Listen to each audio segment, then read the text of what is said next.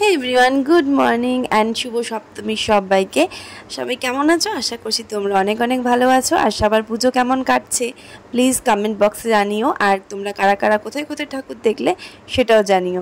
Generally আমার পুজো start হয় একটু পরে, সবার যেহেতু এখন পুজো স্টার্ট হয়ে যায় মোটামুটি মহালয়া থেকে, কিন্তু মহালয়া থেকে ঠাকুর দেখার সৌভাগ্য বা সুযোগ কোনোটাই সেটা হয় না। আর সময় হলেও কখনো ইচ্ছেও হতো না যে মহালয়া থেকে ঠাকুর দেখবো।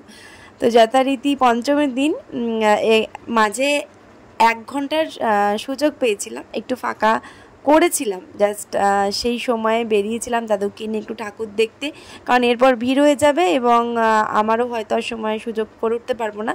তো সেই জন্যই তো ভাবিনি যে আমি প্রথম থেকে ভিডিও করব। তো ভিডিও যদি করব ভাবতাম তাহলে আমি অনেকক্ষণ আগে থেকেই ভিডিওটা স্টার্ট করতাম, কিন্তু পুরো ঠাকুর দেখা হয়ে গেছিলো। আর যথারীতি মানে কাছাকাছি আমাদের শ্রীরামপুরের মধ্যেই কাছাকাছি যে ঠাকুরগুলো হয় সেগুলোকেই দাদুকে দেখাতে নিয়ে গিয়েছিলাম।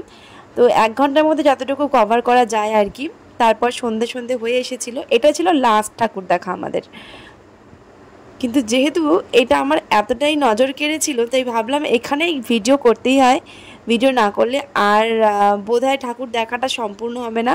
তো সেই জন্যই আমি একটা ভিডিও স্টার্ট করে দিই। আর আমি যেহেতু ভিডিওটা খুবই ছোট হবে, প্লিজ দেখো।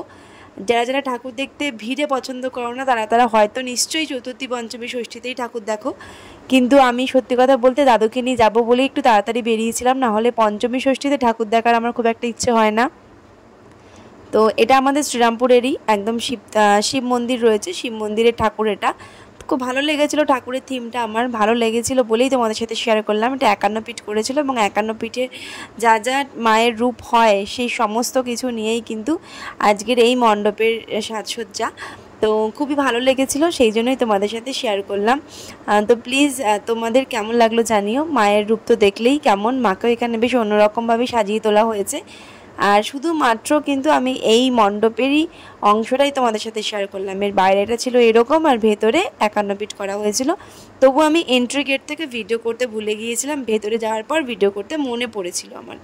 তো দেখতেই পাচ্ছ যে মোটামুটি এখানে অন্ধকার নেমে এসেছে, যেহেতু বললাম এটা ছিল লাস্ট ঠাকুর দেখা।